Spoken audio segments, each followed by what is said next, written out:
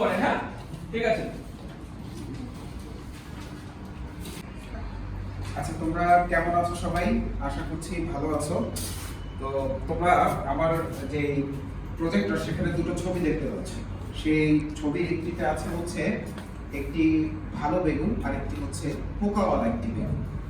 তো এখন তোমাদের অনেকেই সম্ভবত তোমরা বাজারে গিয়ে থাকো, তো সেখানে তোমরা এই জিনিসগুলো দেখবে। তো তোমাদের কাছে কি কখনো মনে হয়েছে যে আসলে আমাদের বিভিন্ন ধরনের রোগবালাই দমনের জন্য আমরা বিভিন্ন ধরনের কেমিক্যালস ইউজ করছি, কিন্তু এটি একটি পদ্ধতির মাধ্যমে, একটি টেকনোলজির মাধ্যমে এটিকে ভালো করা যায়। তো আজকে আমি তোমাদের যে বিষয়টি পড়াবো সেই বিষয়ে কি তোমরা কোনো ধারণা করতে পারছো কিনা? জি স্যার। আচ্ছা, ঠিক বলেছো, এটি একটি টেকনোলজির মধ্য দিয়ে যাবে। কিন্তু আমার প্রশ্ন হচ্ছে যে তোমরা কতগুলো টেকনোলজি সম্পর্কে ধারণা করতে পারো? আমরা খুব ইজিলি যে শব্দগুলো ব্যবহার করি, ICT, information and communication technology. কিন্তু এর পাশাপাশি আরেকটি শব্দ আমাদের চলে আসে, সেটা হচ্ছে বায়োটেকনোলজি। ঠিক আছে? অর্থাৎ এই শব্দটিও কিন্তু আমাদের জানার বা বোঝার একটি জায়গা আছে। তাহলে আমাদের আজকের যে বিষয়টি আমরা নির্ধারণ করেছি সেটি হচ্ছে জেনেটিক ইঞ্জিনিয়ারিং এন্ড বায়োটেকনোলজি। এই বিষয়টি আমি তোমাদের আজকে পড়াবো। তো তোমাদের এখানে যে লার্নিং আউটকাম, সেখানে দুটো জিনিস থাকবে। তোমরা এটি ডেসক্রাইব করতে পারবে যে রিকম্বিনেন্ট ডিএনএটা কি, আরেকটি বিষয় হচ্ছে এক্সপ্লেইন করতে পারবে তোমরা যে রেস্ট্রিকশন এনজাইমটা কি।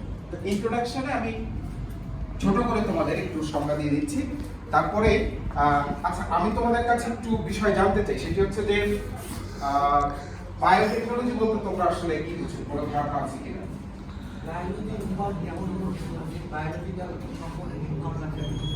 এখানে কি কি বিষয় যুক্ত থাকতে পারে বলে তোমাদের মনে হচ্ছে? জিন, ডিএনএ। এক্স্যাক্টলি, জিন থাকবে, ডিএনএ থাকবে এবং একটি টেকনোলজি থাকবে। এই তিনটার সমন্বয়ে কিন্তু আমরা আলটিমেটলি এই জেনেটিক ইঞ্জিনিয়ারিং এন্ড বায়োটেকনোলজি যেটা হবে। এখানে জিন বলতে তোমাদের কোনো ধারণা আছে কিনা? জি স্যার। আচ্ছা, তুমি পারবে। আচ্ছা, তুমি একটু অমনস্ক মনে হচ্ছে, বলো তো আমি এখন কি বলেছি?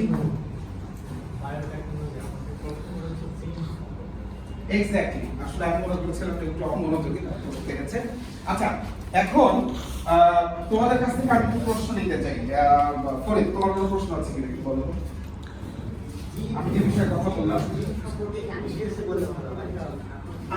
এটা কিন্তু একটা বড় বিষয়, যেহেতু আমরা জেনেটিক ইঞ্জিনিয়ারিং এর কথা বলছি, এখানে আমাদের জিনটা আসলে জানা দরকার। জিনটা হচ্ছে আমাদের ডিএনএ এর একটি পার্টিকুলার সেগমেন্ট বা ফ্র্যাগমেন্ট, যেটা হুইচ ক্যান প্রোডিউস প্রোটিন, অর্থাৎ প্রোটিন তৈরি করতে সক্ষম ডিএনএ এর একটি পার্টিকুলার অংশ, সেটিকে আমরা জিন বলবো। অর্থাৎ টোটাল ডিএনএটাকে কিন্তু আমরা কখনোই জিন বলতে পারবো না। আশা করি তোমার কাছে এটা পরিষ্কার।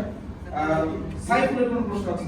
ইয়েস, কি ডিএনএ এর অংশ এক্স্যাক্টলি, পার্ট কিন্তু হুইচ ক্যান প্রোডিউস প্রোটিন, অর্থাৎ ডিএনএ এর সেই অংশটুকুই জিন হবে যেটি শুধুমাত্র প্রোটিন তৈরি করতে সক্ষম। এটি একটি বিষয়। আচ্ছা, আমার মনে হয় যে আমাদের ক্লাস প্রায় শেষের দিকে। এখন আমি তোমাদের একটু কয়েকটা কুইজ, কিছু প্রশ্ন করব যে যে বিষয়টা নিয়ে আমি কথা বললাম এই বিষয়ে। ও আচ্ছা, এটা একটু পরিষ্কার করে দিই। সেটি হচ্ছে যে রেস্ট্রিকশন এনজাইম হচ্ছে এমন একটি এনজাইম। আচ্ছা, আমরা যখন ধরো গাছ কাটি তখন কি ব্যবহার করি? ছুরি বা করাত ব্যবহার করি, সুতা কাটি, কাঁচি ব্যবহার করি।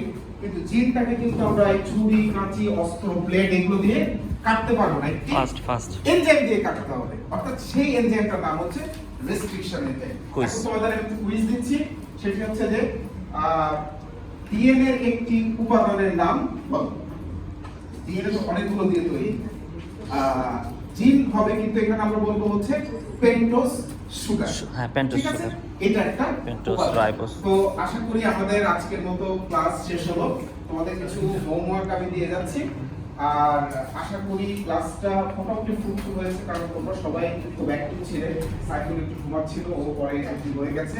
তো আমার মনে হয় যে পরবর্তী ক্লাসে আমরা ইন ডিটেইলস সম্পর্কে জানবো, জেনেটিক ইঞ্জিনিয়ারিং এর যে ধাপগুলো আছে, রিকম্বিনেন্ট ডিএনএ এর যে ধাপগুলো আছে, সেইগুলো সম্পর্কে।